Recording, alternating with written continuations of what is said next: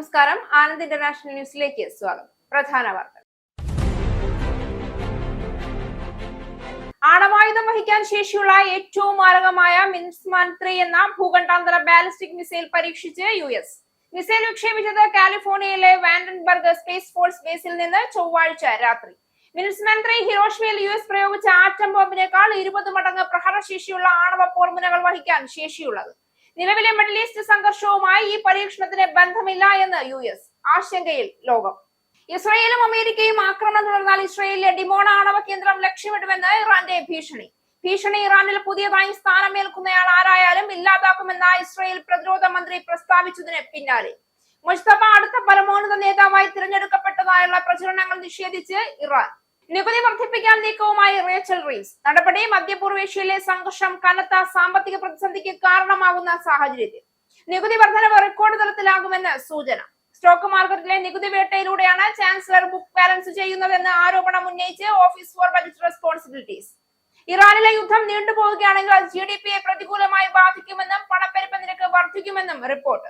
Iran യുദ്ധവുമായി ബന്ധപ്പെട്ട് ശരിയായി ചിന്തിച്ചുറപ്പിച്ച ഒരു പദ്ധതി ഡൊണാൾഡ് ട്രംപിന് ഇല്ല എന്ന ആരോപണവുമായി കീർ സ്റ്റാർമർ.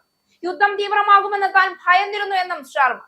പുതിയ വാദങ്ങൾ ഇറാൻ ആക്രമിക്കാൻ UK സൈനിക സ്ഥാനങ്ങൾ വിട്ടുകൊടുക്കില്ല എന്ന തന്റെ തീരുമാനത്തെ പ്രതിരോധിക്കാൻ സ്റ്റാർമറിന്റെ കാര്യത്തിൽ താൻ തീർത്തും നിരാശനാണെന്ന് ട്രംപ്.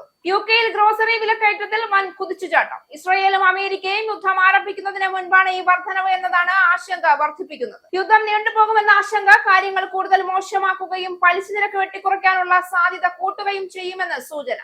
പ്രകൃതിവാതക വില ഉയരുമെന്നതിനാൽ എനർജി പ്രൈസ് ക്യാപ്പ് 160 പൗണ്ടോളം ഉയരുമെന്നും ആശങ്ക. ബീഹാർ മുഖ്യമന്ത്രി പദം രാജിവെച്ച് രാജ്യസഭയിലേക്ക് പോകാനുള്ള തീരുമാനത്തിൽ പ്രതികരണവുമായി നിതീഷ് കുമാർ. രാജ്യസഭയിലേക്ക് പോകുന്നെന്ന വാർത്ത സ്ഥിരീകരിച്ച് നിതീഷ്. തന്റെ മനസ്സിൽ ഒരു ആഗ്രഹം ഉണ്ടായിരുന്നെന്നും ആ അഭിലാഷം നിറവേറ്റുന്നതിനായിട്ടാണ് പോകുന്നതെന്നും മുഖ്യമന്ത്രി. പാർലമെന്റിന്റെ ഇരുസഭകളിലും സംസ്ഥാന നിയമസഭയുടെ ഇരുസഭകളിലും അംഗമാകാനുള്ള ആഗ്രഹം തന്റെ പാർലമെന്ററി യാത്രയുടെ തുടക്കം മുതൽ ഉണ്ടായിരുന്നതായും വാദം.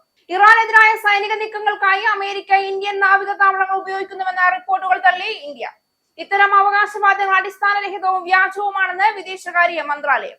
പ്രസ്താവന പൂർണ്ണമായും തെറ്റാണെന്നും ഇത്തരം കെട്ടിച്ചമച്ച കാര്യങ്ങൾ വിശ്വസിക്കരുതെന്നും മുന്നറിയിപ്പ് നൽകി വിദേശകാര്യ മന്ത്രാലയത്തിന്റെ വസ്തുതാന്വേഷണ വിഭാഗം.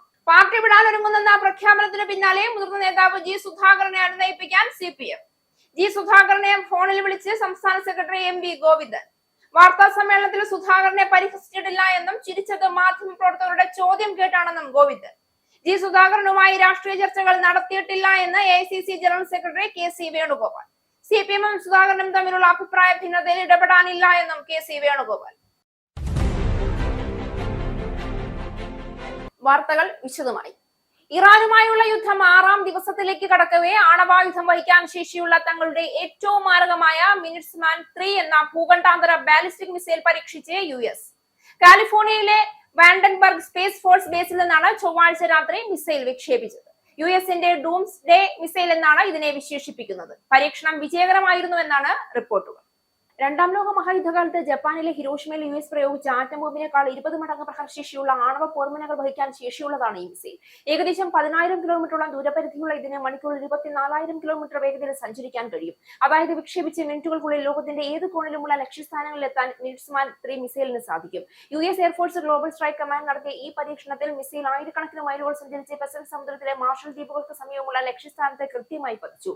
GT-255 എന്ന് പേരിട്ടിരുന്ന ഈ വിക്ഷേപണം രാജ്യത്തിന്റെ ആണവ പ്രതിരോധ വ്യൂഹത്തിന്റെ കാര്യക്ഷമതയും സന്നദ്ധതയും ഉറപ്പുവരുത്തുന്നതിനായുള്ള പതിവ് വിലയിരുത്തൽ പരിപാടിയുടെ ഭാഗമാണെന്ന് US സ്പേസ് ഫോഴ്സ് അറിയിച്ചു. നിലവിലെ മിഡിൽ ഈസ്റ്റ് സംഘർഷവുമായി ഈ പരീക്ഷണത്തിന് ബന്ധമില്ല എന്ന് US പ്രസ്താവിച്ചുവെങ്കിലും ഇറാനുമായുള്ള യുദ്ധം കൊടുമ്പിരികൊള്ളുന്ന സാഹചര്യത്തിൽ ഇത്തരം ഒരു പരീക്ഷണം നടത്തിയത് ലോകരാജ്യങ്ങൾക്കിടയിൽ വലിയ പ്രാധാന്യത്തോടെയാണ് കാണുന്നത്. അമേരിക്കയുടെ ആണവ സന്നദ്ധതയുടെ നിലവാരം പരിശോധിക്കാനും മിസൈൽ സംവിധാനത്തിന്റെ വിവിധ ഭാഗങ്ങളുടെ പ്രവർത്തനം വിലയിരുത്താനും ഈ പരീക്ഷണം സഹായിച്ചുവെന്ന് വിക്ഷേപണത്തിന് നേതൃത്വം നൽകിയ ലഫ്റ്റനന്റ് കേണൽ കാരി റേ പറഞ്ഞു. ഇസ്രായേലും അമേരിക്കയും ആക്രമണം തുടർന്നാൽ ഇസ്രായേലിനെ ഡിമോണ ആണവ കേന്ദ്രം ലക്ഷ്യമിടുമെന്ന് ഇറാന്റെ ഭീഷണി. ഇറാനിയൻ സൈനിക ഉദ്യോഗസ്ഥനെ ഉദ്ധരിച്ച് ISNA വാർത്താ ഏജൻസിയാണ് ഇക്കാര്യം റിപ്പോർട്ട് ചെയ്തത്. ഇറാനിൽ പുതിയതായി സ്ഥാനമേൽക്കുന്നയാൾ ആരായാലും അത് ഉന്മൂലനത്തിനുള്ള ലക്ഷ്യമായിരിക്കുമെന്ന ഇസ്രായേൽ പ്രതിരോധ മന്ത്രിയുടെ പ്രസ്താവനയ്ക്ക് പിന്നാലെയാണ് ഇറാന്റെ ഭീഷണി. അതിനു പുറമെ ഖമേനിയുടെ മകനും മുജ്തബ അടുത്ത പരമോന്നത നേതാവായി തിരഞ്ഞെടുക്കപ്പെട്ടതായി പ്രചരിക്കുന്ന റിപ്പോർട്ടുകൾ ഇറാൻ നിഷേധിച്ചു. ഡിമോണ ആണവ കേന്ദ്രം എന്നറിയപ്പെടുന്ന ഷിമോൺ പെരസ് നെഗേവ് ആണവ ഗവേഷണ കേന്ദ്രം ദക്ഷിണ ഇസ്രായേലിലെ നെഗേവ് മരുഭൂമിയിലാണ് സ്ഥിതി ചെയ്യുന്നത്. നെഗേവ് മരുഭൂമിയിലെ ഇസ്രായേലിന്റെ ഏറ്റവും വലിയ നഗരമായ ബീർഷേബയിൽ നിന്ന് 30 കിലോമീറ്റർ തെക്കു കിഴക്കായിട്ടാണിത്. ജോർദാനിയൻ അതിർത്തിയിൽ നിന്ന് ഏകദേശം 25 കിലോമീറ്റർ പടിഞ്ഞാറ് വശത്തും ഈജിപ്ഷ്യൻ അതിർത്തിയിൽ നിന്ന് 75 കിലോമീറ്റർ കിഴക്കുമായാണ് ഇത് സ്ഥിതി ചെയ്യുന്നത്. ഡിമോണയിൽ നടക്കുന്ന ഏതൊരു ആക്രമണവും ഇസ്രായേലിന് മാത്രമല്ല ജോർദാൻ, ഈജിപ്റ്റ് പോലുള്ള അയൽ രാജ്യങ്ങൾക്കും വലിയ അപകടമുണ്ടാക്കും. ഇസ്രായേലിലെ ഏറ്റവും കൂടുതൽ സുരക്ഷയുള്ള തന്ത്രപ്രധാന സ്ഥലങ്ങളിലൊന്നായ ഡിമോൺ ഔദ്യോഗികമായ ഒരു ഗവേഷണ കേന്ദ്രമായാണ് അറിയപ്പെടുന്നതെങ്കിലും ആണവ ഗവേഷണ കേന്ദ്രമാണിതെന്നാണ് റിപ്പോർട്ട്. 1958 ഇതിന്റെ നിർമ്മാണം ആരംഭിച്ചത്. 1962-നും 1964-നും ഇടയിൽ പ്രവർത്തനക്ഷമമാവുകയും ചെയ്തു. ആണവായുധങ്ങളുമായി ബന്ധപ്പെട്ട ഗവേഷണം, വികസനം, ഉൽപാദനം എന്നിവയുടെ പ്രധാന കേന്ദ്രമായി ഈ സ്ഥലം മാറി. ഇസ്രായേലിന്റെ ആണവ കേന്ദ്രങ്ങളെ കുറിച്ചുള്ള സുപ്രധാന വിവരങ്ങൾ ലഭിച്ചെങ്കിലും അവയെ ലക്ഷ്യമിടാൻ ഇറാന് കഴിയുമോ എന്നത് സംശയമാണ് എന്നാണ് വിദഗ്ധർ പറയുന്നത്. ഡിമോണയെ ലക്ഷ്യമിടാൻ ഇറാന് മിസൈൽ ശേഷി ഉണ്ടെങ്കിലും ഇസ്രായേലിന്റെ നൂതന പ്രതിരോധ സംവിധാനങ്ങൾ കാരണം അത്തരമൊരു ആക്രമണത്തിന് സാധ്യത ഇല്ല എന്നാണ് റിപ്പോർട്ട്. ആരോ 2, ആരോ 3, ഡേവിഡ് സ്ലിംഗ് എന്നിവ കൊണ്ട് സംരക്ഷിക്കപ്പെടുന്ന ലോകത്തിലെ ഏറ്റവും സംരക്ഷിത സ്ഥലങ്ങളിൽ ഒന്നാണ് ഡിമോണ. കൂടാതെ അയൺ ബീം ലേസർ സംവിധാനവും ഇസ്രായേൽ ഉപയോഗിക്കുന്നുണ്ടെന്നും റിപ്പോർട്ട് പറയുന്നു. ഇറാനുമായുള്ള യുദ്ധത്തിൽ അമേരിക്കൻ സൈന്യത്തിന്റെ പ്രകടനത്തെ പ്രശംസിച്ച് US പ്രസിഡന്റ് ഡൊണാൾഡ് ട്രംപ് ഒരാഴ്ചയ്ക്കുള്ളിൽ ഇറാനെതിരെയുള്ള സായുധ നടപടി അതിവേഗം മുന്നേറിയതായും ട്രംപ് കൂട്ടിച്ചേർത്തു. യുദ്ധം 5-ാം ദിവസത്തിലേക്ക് കടന്ന സന്ദർഭത്തിലാണ് ട്രംപിന്റെ പ്രസ്താവന. യുദ്ധത്തിൽ US സഖ്യകക്ഷികളും മേൽക്കൈ നേടുകയാണെന്ന് വൈറ്റ് ഹൌസിൽ ടെക്നോളജി എക്സിക്യൂട്ടീവുകളുമായി സംസാരിക്കവേ ട്രംപ് പറഞ്ഞു. ചുരുക്കി പറഞ്ഞാൽ യുദ്ധമുന്നണിയിൽ ഞങ്ങൾ നന്നായി പ്രവർത്തിക്കുന്നു. ഒരാൾ ചോദിച്ചു 10-ൽ എത്ര റേറ്റിംഗ് നൽകുമെന്ന്. ഞാൻ 15 എന്ന് പറഞ്ഞു എന്നും ട്രംപ് കൂട്ടിച്ചേർത്തു. സൈനിക പ്രചരണത്തിനിടെ ഇറാനിയൻ നേതൃത്വത്തെ ലക്ഷ്യമിടുന്നത് തുടരുമ്പോൾ US ശക്തമായ നിലയിലാണ് മുന്നേറുന്നതെന്നും അദ്ദേഹം കൂട്ടിച്ചേർത്തു. ഞങ്ങളിപ്പോൾ വളരെ ശക്തമായ സ്ഥാനത്താണ്. അവരുടെ നേതൃത്വം അതിവേഗം ഇല്ലാതാകുന്നു. നേതാവാകാൻ ആഗ്രഹിക്കുന്നവരോടെല്ലാം എന്നും ട്രംപ് പറഞ്ഞു. ഇറാനിയൻ മിസൈൽ ശേഷി തകർക്കുകയും സൈനിക അടിസ്ഥാന സൗകര്യങ്ങൾ ദുർബലപ്പെടുത്തുകയുമാണ് നിലവിലെ പ്രചരണത്തിന്റെ ലക്ഷ്യമെന്ന് ട്രംപ് കൂട്ടിച്ചേർത്തു. അവരുടെ മിസൈൽ ശേഖരം അതിവേഗം തുടച്ചു നീക്കപ്പെടുന്നു. ഭ്രാന്തന്മാർ ആണവായുധങ്ങൾ കൈവശം വയ്ക്കുമ്പോൾ മോശം കാര്യങ്ങൾ സംഭവിക്കുന്നു എന്നും ട്രംപ് പറഞ്ഞു. ഇറാൻ USനെയും സഖ്യകക്ഷികളെയും ഭീഷണിപ്പെടുത്തുന്നത് തടയാൻ ഈ ആക്രമണങ്ങൾ ആവശ്യമാണ് എന്ന് ട്രംപ് കൂട്ടിച്ചേർത്തു.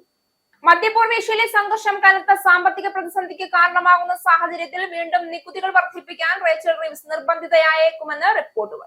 ഇപ്പോൾ തന്നെ ബ്രിട്ടീഷുകാർക്ക് മേൽ പ്രതിവർഷം 75 ബില്യൺ പൗണ്ടിന്റെ അധിക നികുതി ഭാരം ചുമത്തിയിട്ടുണ്ട് ചാൻസലർ. വസന്തകാല ബജറ്റിന്റെ വിവരങ്ങൾ ഇന്നലെ വെളിപ്പെടുത്തിയപ്പോൾ മനസ്സിലാകുന്നത് നികുതി വർധനവ് റെക്കോർഡ് തലത്തിലാകുമെന്നാണ്. ഇതിൽ വലിയൊരു ഭാഗവും ക്ഷേമ പദ്ധതികൾക്കായിട്ടാകും ചെലവഴിക്കുക. ടു ചൈൽഡ് ബെനിഫിറ്റ് ക്യാപ്പ് ഉൾപ്പെടെയുള്ള ക്ഷേമ പദ്ധതികൾക്കുള്ള ചെലവുകൾ വെട്ടിക്കുറച്ച് നടപടി റദ്ദാക്കുവാൻ ലേബർ എംപിമാർ തന്നെ സമ്മർദ്ദം ശക്തമാക്കുന്ന പശ്ചാത്തലത്തിലാണിത്. സർക്കാരിന്റെ സാമ്പത്തിക സ്ഥിതി മെച്ചപ്പെട്ടിട്ടുണ്ടെന്ന് ചാൻസലർ അവകാശപ്പെടുമ്പോഴും ഓഫീസ് ഫോർ ബജറ്റ് റെസ്പോൺസിബിലിറ്റീസ് ചൂണ്ടിക്കാട്ടുന്നത് സ്റ്റോക്ക് മാർക്കറ്റിലെ നികുതി വേട്ടയിലൂടെയാണ് ചാൻസലർ ബുക്ക് ബാലൻസ് ചെയ്യുന്നത് എന്നാണ്. അതിനിടയിലാണ് ബ്ലൂംബർഗ് എക്കണോമിക്സിന്റെ ഏറ്റവും പുതിയ വിശകലന റിപ്പോർട്ട് പുറത്തു വന്നിരിക്കുന്നത്. ഇറാനിലെ യുദ്ധം നീണ്ടുപോവുകയാണെങ്കിൽ അത് GDP പ്രതികൂലമായി ബാധിക്കുമെന്നും പണപ്പെരുപ്പ നിരക്ക് വർദ്ധിക്കുമെന്നും ആ റിപ്പോർട്ടിൽ പറയുന്നു. മാത്രമല്ല അവശ്യ സ്ഥാനങ്ങളുടെ വിലവർദ്ധനവും ഉണ്ടാകും. തന്ത്രപ്രധാനമായ ഹോർമുസ് കടലിടുക്ക് അടച്ചിടുകയും ക്രൂഡ് ഓയിൽ വില ബാരലിന് $108 ഉയരുകയും ചെയ്താൽ GDP-യിൽ 0.5% കുറവുണ്ടാകുമെന്നാണ് റിപ്പോർട്ടിൽ പറയുന്നത്. മാത്രമല്ല ഇത് പണപ്പെരുപ്പ നിരക്ക് 1 പോയിന്റ് വർദ്ധിപ്പിക്കുകയും ചെയ്യും. ഇനി ബാരലിന് വില $80 വരെ മാത്രമേ ഉയരുകയുള്ളൂ എന്ന സാഹചര്യം ഉണ്ടായാൽ പോലും GDP-യിൽ 0.3% കുറവും പണപ്പെരുപ്പ നിരക്കിൽ 0.5% വർധനവും ഉണ്ടാകും. നികുതി വർധനയ്ക്കൊപ്പം ബ്രിട്ടീഷുകാർ ഊർജ്ജ ബില്ലിലെ വർധനവും അഭിമുഖീകരിക്കുകയാണ്. ഇടിവെട്ടിവനെ പാമ്പ് കടിച്ചെന്ന് പറയുന്നത് പോലെ പണപ്പെരുപ്പ നിരക്ക് വർദ്ധിക്കാൻ ഇടയുണ്ടെന്നതിനാൽ ഈ മാസം ബാങ്ക് ഓഫ് ഇംഗ്ലണ്ട് പലിശ നിരക്ക് കുറയ്ക്കാനുള്ള സാധ്യതയും കുറഞ്ഞിരിക്കുകയാണ്. ഇത്രയും പ്രതികൂല സാഹചര്യത്തിലും ഇടത്തരക്കാർ ദാരിദ്ര്യത്തെ നീങ്ങിക്കൊണ്ടിരിക്കുന്ന പശ്ചാത്തലത്തിലും ബെനിഫിറ്റുകൾ ലഭിക്കുന്ന കുടുംബങ്ങൾക്ക് കൂടുതൽ സന്തോഷിക്കാനുള്ള വക വസന്തകാല ബജറ്റിൽ ഉണ്ടാകുമെന്നാണ് കരുതുന്നത്. അടുത്ത പൊതുതിരഞ്ഞെടുപ്പ് ആകുമ്പോഴേക്കും യഥാർത്ഥ സാഹചര്യത്തിൽ ജനങ്ങളുടെ വരുമാനത്തിൽ പ്രതിവർഷം 1000 പൗണ്ടിന്റെ കുറവുണ്ടാകുന്ന സാഹചര്യം വന്നു ചേരുമെന്നാണ് ചില സാമ്പത്തിക വിദഗ്ധർ പ്രവചിക്കുന്നത്. അതേസമയം കുറഞ്ഞ വരുമാനക്കാരുടെ വരുമാനത്തിൽ പ്രതിവർഷം 800 പൗണ്ടിന്റെ വർധനവുണ്ടാകും. ടു ചൈൽഡ് ബെനിഫിറ്റ് ക്യാപ്പ് എടുത്തു കളയുകയും യൂണിവേഴ്സൽ ക്രെഡിറ്റിൽ പണപ്പെരുപ്പ നിരക്കിനേക്കാൾ കൂടിയ നിരക്കിലുള്ള വർധനവ് അടിസ്ഥാന നിരക്കിൽ വരുത്തുകയും ചെയ്യുന്നതിനാലാണ് ഇത്. അറ്റ്ലാന്റിക്കിന്റെ ഇരു കരകളിലുമുള്ള സുഹൃത്തുക്കൾക്കിടയിലെ ബന്ധം വഷളായിക്കൊണ്ടിരിക്കുന്ന സാഹചര്യത്തിൽ ഇറാൻ യുദ്ധവുമായി ബന്ധപ്പെട്ട് ശരിയായി ചിന്തിച്ചുറപ്പിച്ച ഒരു പദ്ധതി ഡൊണാൾഡ് ട്രംപിന് ഇല്ല എന്ന ആരോപണവുമായി കീർ സ്റ്റാർമർ രംഗത്തെത്തി. ഇറാൻ ആക്രമിക്കാൻ UK സൈനിക സ്ഥാനങ്ങൾ വിട്ടുകൊടുക്കില്ല എന്ന തന്റെ തീരുമാനത്തെ പ്രതിരോധിക്കുകയാണ് കീർ സ്റ്റാർമർ. യുദ്ധം തീവ്രമാകുമെന്ന് താൻ ഭയന്നിരുന്നെന്നാണ് അദ്ദേഹം പറഞ്ഞത്. സ്റ്റാർമറിന്റെ കാര്യത്തിൽ താൻ തീർത്തും നിരാശനാണെന്ന് കഴിഞ്ഞ ദിവസം ട്രംപ് പറഞ്ഞിരുന്നു. പ്രതിരോധ ആവശ്യങ്ങൾക്കായി ബ്രിട്ടീഷ് ആസ്ഥാനങ്ങൾ ഉപയോഗിക്കണമെന്നും സ്റ്റാർമർ പറഞ്ഞു. മധ്യപൂർവ്വ ദേശങ്ങളിൽ കുടുങ്ങിയ ബ്രിട്ടീഷ് പൗരന്മാർക്ക് ആവശ്യമായ സഹായം എത്തിക്കാൻ കഴിയാത്തതിൽ കഴിഞ്ഞ ദിവസം കൺസർവേറ്റീവ് പാർട്ടി നേതാവ് കെമി ബേഡ്നോക്ക് സ്റ്റാർമറിനെതിരെ ആഞ്ഞടിച്ചിരുന്നു. എന്നാൽ വ്യക്തതയോടെ കൃത്യമായ ഉദ്ദേശലക്ഷ്യങ്ങളോടും കൂടി പ്രവർത്തിക്കാനാണ് താൻ ആഗ്രഹിക്കുന്നതെന്നായിരുന്നു സ്റ്റാർമറുടെ മറുപടി. ബ്രിട്ടീഷ് പൗരന്മാരുടെ സുരക്ഷയാണ് തന്റെ പ്രഥമ പരിഗണന എന്ന് പറഞ്ഞ സ്റ്റാർമർ കൃത്യമായ ഒരു ആസൂത്രണം ഇല്ലാത്തതിനാലാണ് ശനിയാഴ്ച പെട്ടെന്ന് ആരംഭിച്ച യുദ്ധത്തിൽ പങ്കെടുക്കില്ല എന്ന് പറഞ്ഞതെന്നും പറഞ്ഞു. കഴിഞ്ഞ ദിവസം മുസ്ലിം സമൂഹത്തോടായി റമദാൻ നോമ്പുതുറ സമയത്ത് നടത്തിയ പ്രസംഗത്തിലും ഇറാനിലെ യുദ്ധത്തിൽ നിന്നും കൈകഴുകാൻ സ്റ്റാർമർ ശ്രമിച്ചിരുന്നു. ഉപതെരഞ്ഞെടുപ്പിൽ ഗ്രീൻസ് പാർട്ടിയുടെ കൈകൊണ്ട് ദയനീയ പരാജയമേറ്റ കീർ സ്റ്റാർമർ ഏതുവിധേനയും ആ വീഴ്ചയിൽ നിന്നും കരകയറാനുള്ള ശ്രമത്തിലാണ്. ഗാസയ്ക്ക് നീതി ലഭിക്കണമെന്നും ഈ പ്രസംഗത്തിൽ അദ്ദേഹം ആവശ്യപ്പെട്ടു.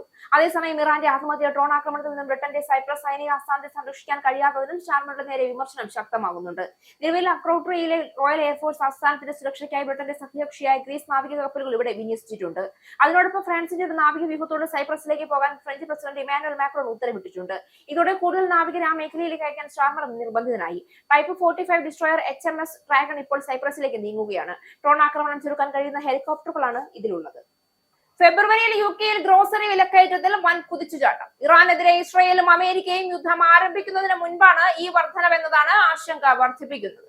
ഇപ്പോഴത്തെ സ്ഥിതി അതിലും മോശമായിരിക്കുകയാണ്. മിഡിൽ ഈസ്റ്റ് യുദ്ധം നീണ്ടുപോകുമെന്ന ആശങ്ക വളരുകയാണ്. ഇത് കാര്യങ്ങൾ കൂടുതൽ മോശമാക്കുകയും യുകെയിൽ പലിശ നിരക്ക് വെട്ടിക്കുറയ്ക്കാനുള്ള സാധ്യത മങ്ങുകയും ചെയ്യും. രാജ്യത്തെ കുടുംബങ്ങളെ സംബന്ധിച്ച് ബജറ്റിന് തീപിടിക്കുന്ന സ്ഥിതിയാണ്. ജീവിത ചെലവ് പ്രതിസന്ധി നേരിടുന്ന കുടുംബങ്ങൾക്ക് സ്ഥിതി ഒട്ടും തന്നെ ആശ്വാസം നൽകുന്നില്ല. ഫെബ്രുവരി 22 വരെ 4 ആഴ്ചകളിൽ ഗ്രോസറി പ്രൈസ് ഇൻഫ്ലേഷൻ 4.3% ഉയർന്നത്. ജനുവരിയിൽ 4% താഴ്ന്ന ശേഷമാണ് ഈ തിരിച്ചുകയറ്റം.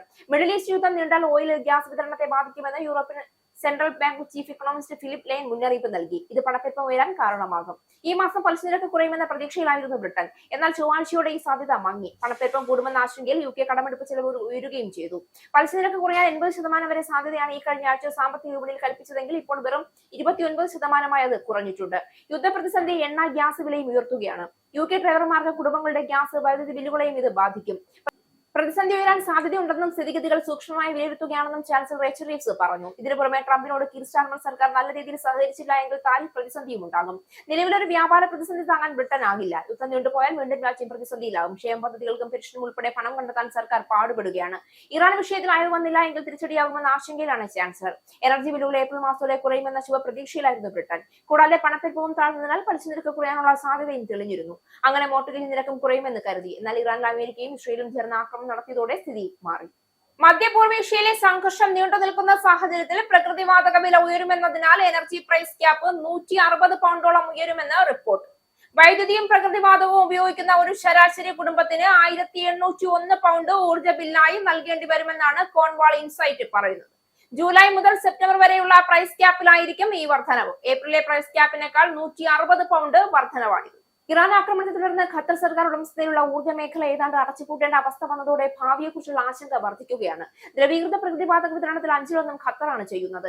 അമേരിക്കയെ തൊട്ടുപിറകിലായ ലോകത്തിലെ രണ്ടാമത്തെ വലിയ ദ്രവീകൃത പ്രകൃതിവാതക വിതരണക്കാരായ ഖത്തറിൽ ഇതിന് വില വർദ്ധിക്കുന്നതോടെ ബ്രിട്ടനിലേക്കുള്ള ഇറക്കുമതിയുടെ വിലയും വർദ്ധിക്കും. അതുകൊണ്ട് തന്നെ യുദ്ധം നീണ്ടുപോവുകയാണെങ്കിൽ എനർജി പ്രൈസ് ക്യാപ്പ് 2500 പൗണ്ട് വരെ ഉയരുമെന്നാണ് ചില സാമ്പത്തിക വിദഗ്ധർ പറയുന്നത്. റഷ്യ യുക്രൈനിൽ അധിനിവേശം നടത്തിയ കാലത്തെ അനുസ്മരിക്കും വിധത്തിലാകും സാഹചര്യമെന്നാണ് അവർ പറയുന്നത്. ഇതിലും കുറഞ്ഞ തുകയാണ് കോൺവാൾ ഇൻസൈറ്റ് പ്രവചിക്കുന്നതെങ്കിലും ജൂലൈയിലെ പ്രൈസ് ക്യാപ്പ് തീരുമാനിക്കുന്നതിനുള്ള അസസ്മെന്റ് പീരീഡ് ആരംഭിച്ചിട്ടേ ഉള്ളൂ എന്നും അവർ വ്യക്തമാക്കുന്നുണ്ട്. അതായത് യുദ്ധം നീണ്ടുപോവുകയും തൽഫലമായി LNG നിരക്ക് ക്രമാതീതമായി ഉയരുകയും ചെയ്താൽ പ്രവചിച്ചതിലും കൂടുതലായി പ്രൈസ് ക്യാപ്പ് ഉയർന്നേക്കാമെന്നാണ് അർത്ഥം. യൂറോപ്പും ബ്രിട്ടനും ഖത്തറിൽ നിന്നുള്ള ഇറക്കുമതിയെ വലുതായി ആശ്രയിക്കുന്നില്ല എങ്കിൽ വിപണിയിൽ ചരക്കിന്റെ കുറവ് അനുഭവപ്പെടുമ്പോൾ വില സ്വമേധയാ വർദ്ധിക്കുമെന്നത് ഉറപ്പാണ്. മധ്യപൂർവ്വ മേഖലയിലെ സംഘർഷം തുടർന്ന് പോകുന്നത് ഒരു പുതിയ പണപ്പെരുപ്പത്തിനിടയാക്കിയേക്കും എന്ന ആശങ്കയിൽ ബ്രിട്ടനിലെ വായ്പാദാതാക്കൾ മോർഗേജ് നിരക്ക് കുറയ്ക്കുന്നതിൽ നിന്നും പിന്മാറുകയാണെന്ന റിപ്പോർട്ടുകൾ പുറത്തുവരുന്നു. സ്വന്തമായ ഒരു വീടെന്ന മോഹവും പേർ നടക്കുന്ന നിരവധി കുടുംബങ്ങളുടെ സ്വപ്നങ്ങൾ തകർത്തുകൊണ്ട് നിരവധി വായ്പാദാതാക്കൾ നേരത്തെ നിർദ്ദേശിച്ചിരുന്ന മോർഗേജ് കുറയ്ക്കൽ പദ്ധതിയിൽ നിന്നും പിന്നോട്ട് പോയതായി ബോറോയിങ് ആൻഡ് സേവിംഗ്സ് സ്പെഷ്യലിസ്റ്റുകളായ മണി ഫാക്ട്സ് പറയുന്നു. മധ്യപൂർവേഷ്യയിലെ സംഘർഷം തുടരുന്നത് ആഗോള സാമ്പത്തിക വിപണിയെ തന്നെ പ്രതികൂലമായി ബാധിക്കുന്നതിനാലാണ് ഇതെന്നും അവർ പറയുന്നു. ഇനിയും സംഘർഷം മൂർച്ഛിച്ചാൽ കഴിഞ്ഞ കുറെ മാസങ്ങളായി മോർഗേജ് കുറഞ്ഞു വരുന്ന പ്രവണത തന്നെ വിപരീത ദിശയിലാകാനും സാധ്യതയുണ്ടെന്ന് അവർ വാദിക്കുന്നു. അതായത് മോർഗേജ് നിരക്കുകൾ വർദ്ധിക്കാനും ഇടയുണ്ടെന്ന് ചുരുക്കം. അതുപോലെ ഈ മാസം ബാങ്ക് ഓഫ് ഇംഗ്ലണ്ട് അടിസ്ഥാന പലിശ നിരക്ക് കുറയ്ക്കുന്നതിനുള്ള സാധ്യതയും 80% നിന്നും 20% കുറഞ്ഞുവെന്നും സാമ്പത്തിക വിദഗ്ധർ പറയുന്നു. ഈ വർഷം മുഴുവനും തന്നെ ബാങ്ക് ഓഫ് ഇംഗ്ലണ്ട് പലിശ നിരക്ക് കുറയ്ക്കാൻ സാധ്യതയില്ല എന്ന് കരുതുന്ന സാമ്പത്തിക വിദഗ്ധരും ഉണ്ട്. ഇനി പൗണ്ട്, യൂറോ, ഡോളർ, രൂപ ഇന്നത്തെ വിനിമയ നിരക്ക്. ഒരു പൗണ്ട് 122.03 ഇന്ത്യൻ രൂപ. ഒരു പൗണ്ട് 1.15 യൂറോ. ഒരു US ഡോളർ 91.62 ഇന്ത്യൻ രൂപ. ഒരു യൂറോ 106.22 ഇന്ത്യൻ രൂപ. ഒരു പൗണ്ട് 1.33 US ഡോളർ. ഒരു കനേഡിയൻ ഡോളർ 67.06 ഇന്ത്യൻ രൂപ. ഇനി ഒരു ഇടവേളയ്ക്ക് ശേഷം നാഷണൽ ന്യൂസ്.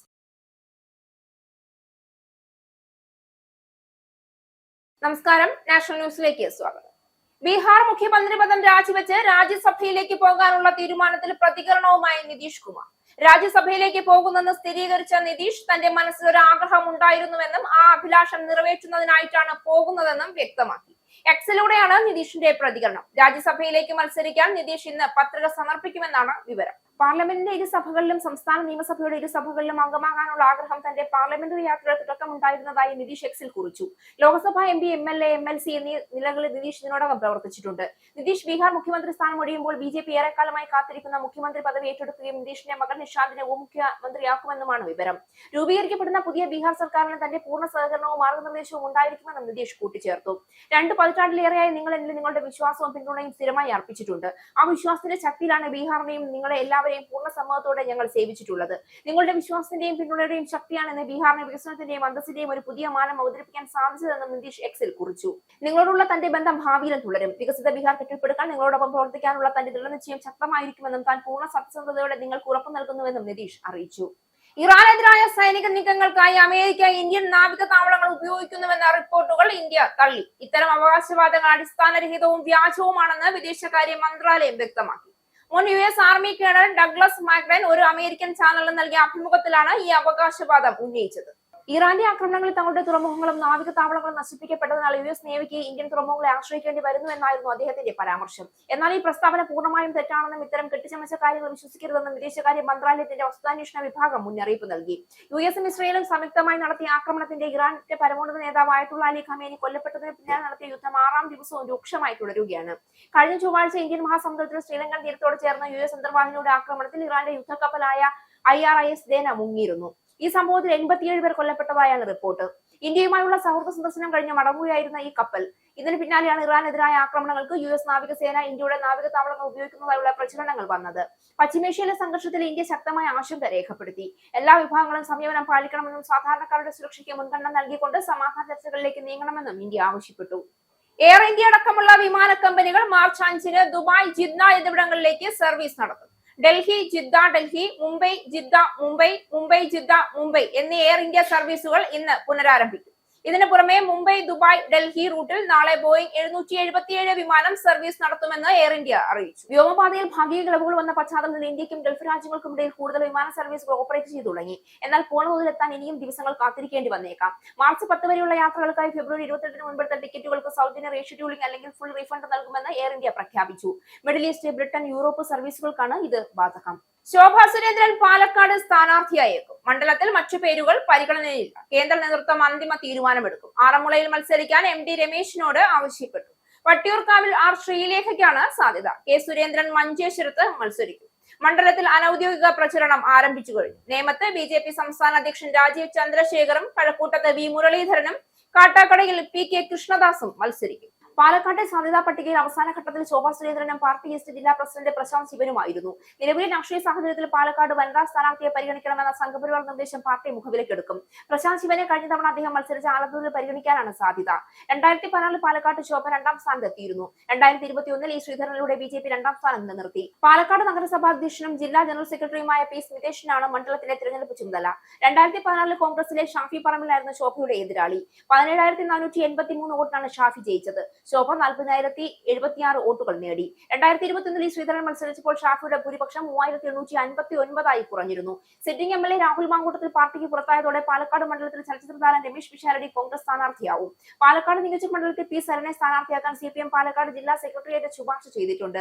കോൺഗ്രസിൽ നിന്ന് CPM-ലെത്തിയ സരൻ 2024 പാലക്കാട് ഉപതെരഞ്ഞെടുപ്പിൽ ഇടത് സ്വതന്ത്ര സ്ഥാനാർത്ഥിയായിരുന്നു. പാർട്ടി വിടാനൊരുങ്ങുന്നുവെന്ന പ്രഖ്യാപനത്തിനു പിന്നാലെ മുതിർന്ന നേതാവ് G സുധാകരനെ അന്വയിപ്പിക്കാൻ CPM സംസ്ഥാന സെക്രട്ടറി MV ഗോവിന്ദൻ അദ്ദേഹത്തെ ഫോണിൽ വിളിച്ചു. വാർത്താ സമ്മേളനത്തിൽ സുധാകരനെ പരിഹസിച്ചിട്ടില്ല എന്നും ചിരിച്ചത് മാധ്യമപ്രവർത്തകരുടെ ചോദ്യം കേട്ടാണെന്നും ഗോവിന്ദൻ വിശദീകരിച്ചുവെന്നാണ് വിവരം. ഇന്നലെയാണ് പാർട്ടി അംഗത്വം പുതുക്കുന്നില്ല എന്ന് വ്യക്തമാക്കിക്കൊണ്ട് സുധാകരൻ ഫേസ്ബുക്കിൽ കുറിപ്പിട്ടത്.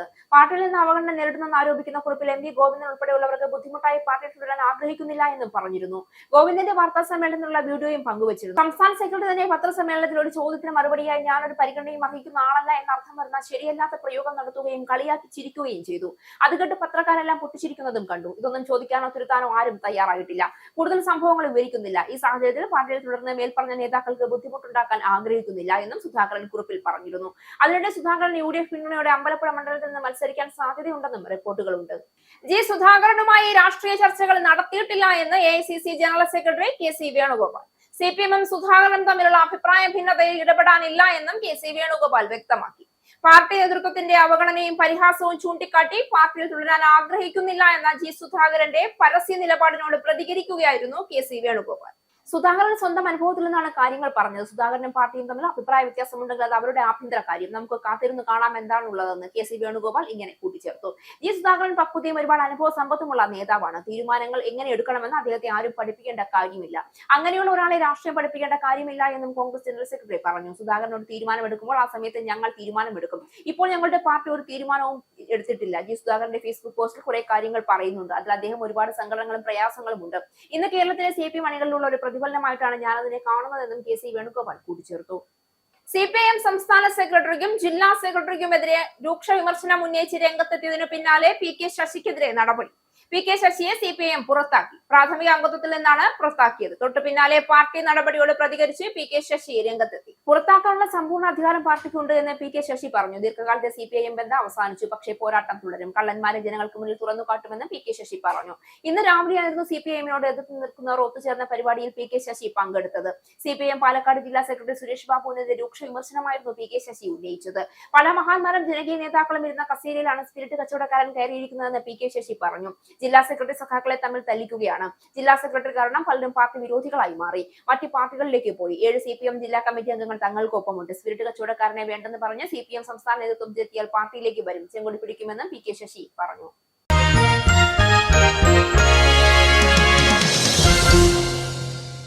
T20 ലോകകപ്പിൽ വിൻഡീസിനെതിരെ നടത്തിയ തകർപ്പൻ പ്രകടനത്തിൽ റാങ്കിങ്ങിൽ കുതിച്ചുകയറി മലയാളി താരം സഞ്ജു സാംസൺ. അന്താരാഷ്ട്ര ക്രിക്കറ്റ് കൗൺസിലിന്റെ 2020 ബാറ്റിംഗ് റാങ്കിങ്ങിൽ 25 സ്ഥാനമാണ് സഞ്ജു മെച്ചപ്പെടുത്തിയത്. 40ാം റാങ്കിലേക്കാണ് എത്തിയത്. വിൻഡീസിനെതിരെ 97 റൺസുമായി താരം പുറത്താകാതെ നിന്നിരുന്നു. ഇന്ത്യൻ ഓപ്പണിൽ അഭിഷേക് ശർമ്മയാണ് ഒന്നാമത്. 874 പോയിന്റാണുള്ളത്. പാകിസ്ഥാന്റെ സാഹിദ് സാദാർ ഫർഹാൻ 848 പോയിന്റുമായി രണ്ടാമതുണ്ട്. ഇഷാൻ കിഷൻ 4ാമതും തിലക് വർമ്മ 6ാമതും എത്തി. സൂര്യകുമാർ യാദവ് ഒരു സ്ഥാനം താഴോട്ടിറങ്ങി 7ാം സ്ഥാനത്താണ്. ബൌളിംഗിൽ ഇന്ത്യൻ സ്പിന്നർ വരുൺ ചക്രവർത്തി 1ാം റാങ്കിൽ തുടരുന്നു. വ്യാഴാഴ്ച ലോകകപ്പ് സെമിയിൽ ഇംഗ്ലണ്ടിനെ നേരിടാനുള്ള തയ്യാറെടുപ്പിലാണ് ഇന്ത്യ. ഫോം ഔട്ടായിരുന്നാൽ ആദ്യ മത്സരങ്ങളിൽ 11-ൽ ഇടം കിട്ടാതിരുന്ന സഞ്ജു സെമി ഫൈനലാകുമ്പോൾ ടീമിന്റെ ഏറ്റവും വലിയ പ്രതീക്ഷയായിരിക്കുന്നു. സൂപ്പർ 8-ലെ നിർണായക മത്സരത്തിൽ വെസ്റ്റ് ഇൻഡീസിനെതിരെ 50 പന്തിൽ 97 റൺസുമായി പുറത്താകാതെ നിന്ന സഞ്ജുവിൽ നിന്ന് ടീം ഏറെ പ്രതീക്ഷിക്കുന്നു.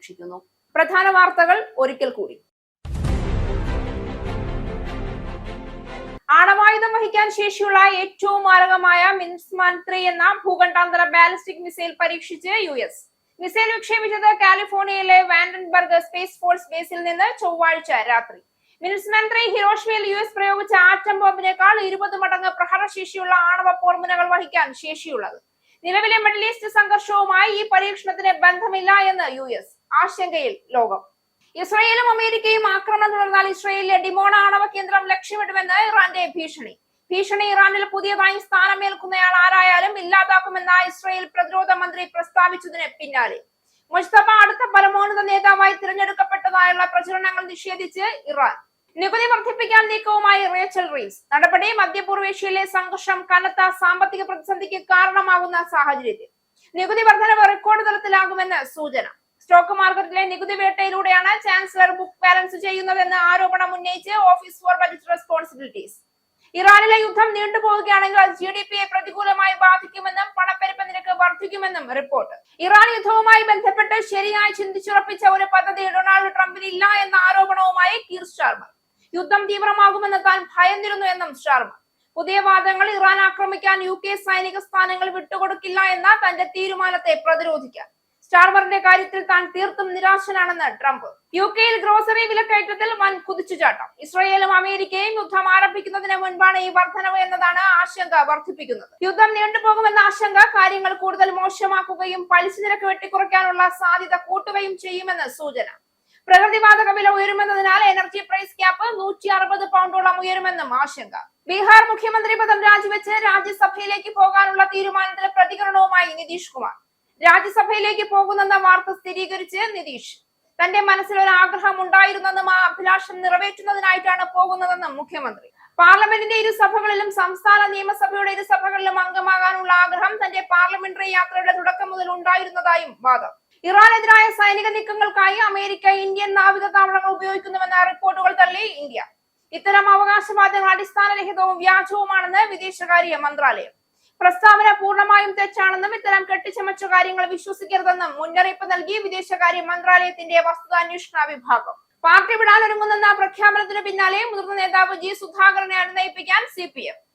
സുധാകരനെ ഫോണിൽ വിളിച്ച് സംസ്ഥാന സെക്രട്ടറി MV ഗോവിന്ദൻ.